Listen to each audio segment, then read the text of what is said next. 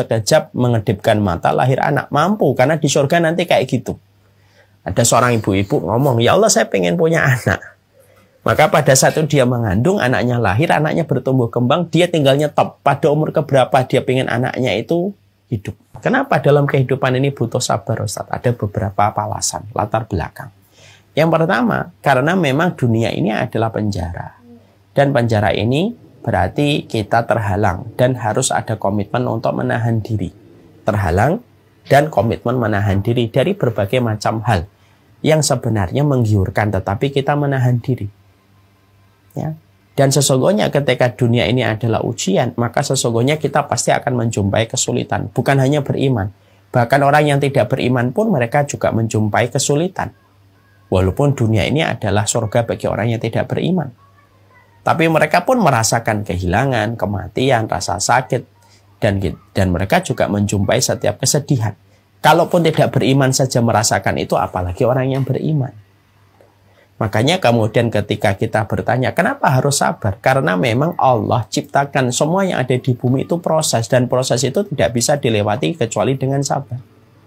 Lihat kenapa Allah kenapa jadikan setiap anak dilahirkan setelah proses dikandung selama 9 bulan. Allah mampu nggak menjadikan setiap ibu melahirkan segera anaknya dalam sekejap mengedipkan mata lahir anak? Mampu, karena di surga nanti kayak gitu. Ada seorang ibu-ibu ngomong, ya Allah saya pengen punya anak. Maka pada saat itu dia mengandung, anaknya lahir, anaknya bertumbuh kembang, dia tinggal nyetop. Pada umur keberapa dia pengen anaknya itu hidup. Ketika kita makan, kita bisa mendapatkan dengan begitu mudahnya. Kita ngelihat satu burung, pada saat kita berkeinginan untuk makan, pada saat itu burung telah tersedia di tangan kita dalam kondisi sudah termasak. Tapi di dunia enggak. Kenapa Allah jadikan di dunia ini proses?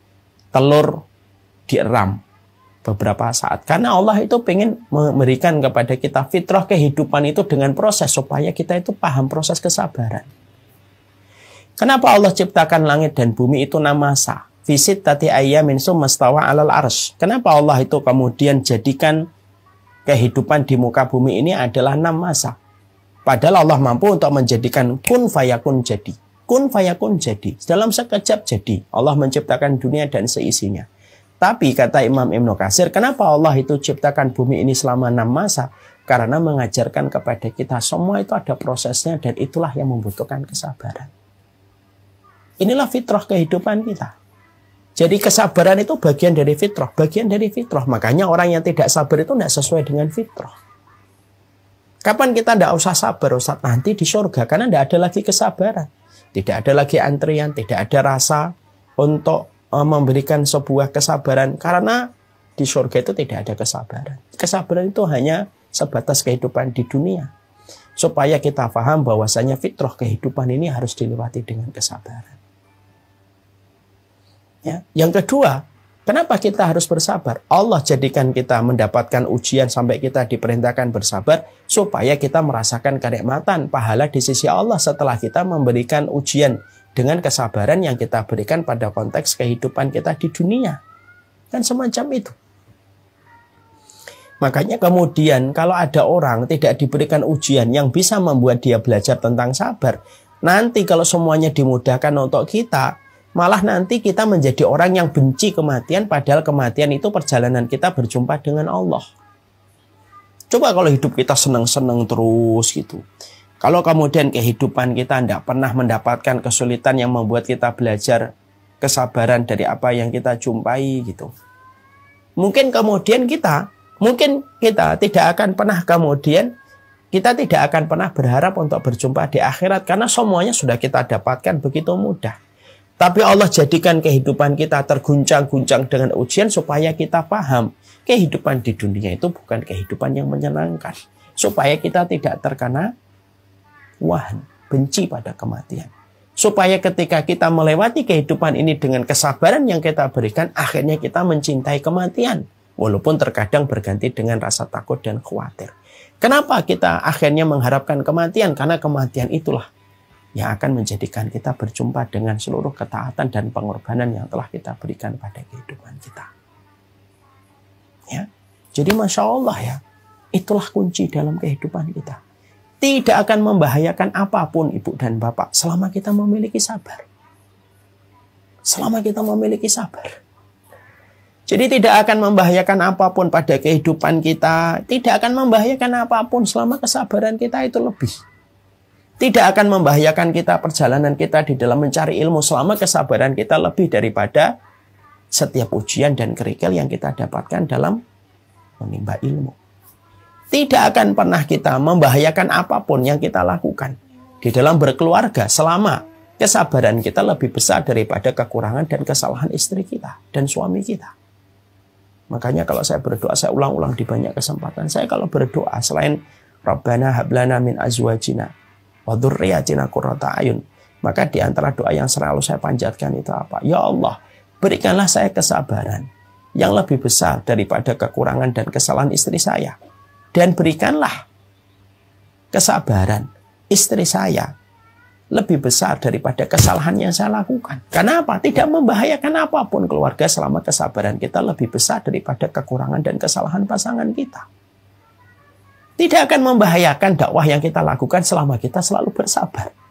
Dengan celaan, hujatan, pro dan kontra yang pasti kita akan jumpai. Tidak akan membahayakan pertemuan dan perjumpaan kita di setiap komunitas-komunitas dakwah ketika kita berkhidmah di dalam jalan dakwah selama kesabaran kita lebih besar daripada kekecewaan yang kita temukan. Karena apa? Dalam perjalanan dakwah pun kita juga akan menemukan kekecewaan. Karena apa? Di dunia ini tidak bisa memuaskan kita dalam segala hal. Tidak bisa. Tapi selama kesabaran kita lebih besar, tidak akan membahayakan apapun sebenarnya. Makanya pantas kalau kemudian para ulama lalu mengabarkan berita indah kepada kita. As-sabru fil imani kama salirasi fil jasadi. Kedudukan dan posisi yang sabar itu di dalam kehidupan iman itu kayak kedudukan kepala dalam tubuh. Kamu boleh kehilangan tangan, hidup masih bisa berlanjut. Kamu boleh kehilangan kaki, hidup masih berlanjut. Tapi ketika kamu kehilangan kepala, maaf, hidup kamu terhenti semenjak kamu kehilangan kepala. Iman itu kedudukannya bukan tanganmu. Sabar itu kedudukannya bukan tanganmu. Sabar dalam iman kedudukannya bukan kakimu, bukan kupingmu, bukan pula matamu. Tapi kedudukan itu sebagaimana kepala yang vital sekali. Kepala. Operasi yang dilakukan badan itu jauh lebih ringan daripada operasi di kepala. Karena apa? Operasi kepala apapun bentuknya itu berat. Dan kedudukan sabar dalam iman itu kedudukan kepala. Ya. Makanya inilah yang menjadikan kita akhirnya memahami betul. Kesabaran itu tidak akan membahayakan apapun. Selama kemudian kita memiliki kesabaran dalam setiap urusan dalam kehidupan kita. Karena apa? Pasti kita akan menjumpai banyak perkara yang terkadang tidak sesuai dengan harapan dan ekspektasi yang kita bayangkan. Kuncinya, bersabarlah. Karena bersabar itu membantumu dalam setiap perkara yang kamu jumpai dalam kehidupan kamu. Makanya kita lihat di dalam surat Al-Asr. Ibu dan bapak pasti pernah membaca surat Al-Asr. Yang menarik adalah tadabbur dari seorang Imam Syafi'i. Dalam surat Al-Asr itu kita membaca wa tawasau bil haqqi wa tawasau bis sabr. Ya. Wa tawasau bil haqqi wa tawasau bis sabr. Ya. Saling menasihati kalian di dalam kebenaran dan saling menasihati kalian di dalam kesabaran. Disebutkan kata al-haq sebelumnya, setelahnya adalah kata as-sabr. Jadi Allah menyampaikan sabarlah, bersaling menasihati dalam kebenaran. Lalu ditutup saling menasihati di dalam kesabaran. Kenapa disebut al-haq dulu baru sabar? Bukankah puncak kebaikan kita adalah al-haq? Para ulama menyampaikan sebagaimana yang dikatakan oleh Imam Syafi'i. Kata al-haq itu diucapkan lebih dulu dan ditutup dengan sabar karena pada dasarnya banyak orang yang berjalan di atas yang benar tapi belum tentu dia mampu bersabar. Mungkin dia berjalan di atas yang benar tapi belum tentu dia sabar dengan segala komitmen, konsekuensi dan kewajiban yang harus dia berikan pada setiap kebenaran yang telah dia peroleh. Karena memang jalan ketaatan itu jalan yang panjang. Yang lelah akan lelah, yang letih akan letih. Ya, yang bosan akan bosan, yang berbalik arah. Mungkin banyak yang akan berbalik arah. Yang tertinggal hanyalah mereka yang senantiasa bersabar pada kehidupan mereka. Maka itulah yang menjadikan kita ngerti. Sabar itu penting dalam perkara apapun. Ibu berkhidmah kepada suami. Sabar dengan apapun yang ibu jumpai selama suami tidak melakukan dosa sangat besar atau dosa besar. Itulah yang paling sulit, itu kesabaran untuk khidmah terus kepada sang suami. Makanya kalau kita sampai mendapatkan ridho, tidak main-main. Engkau akan diberikan oleh Allah 8 pintu surga itu akan menantimu ketika kemudian kamu selalu bersabar.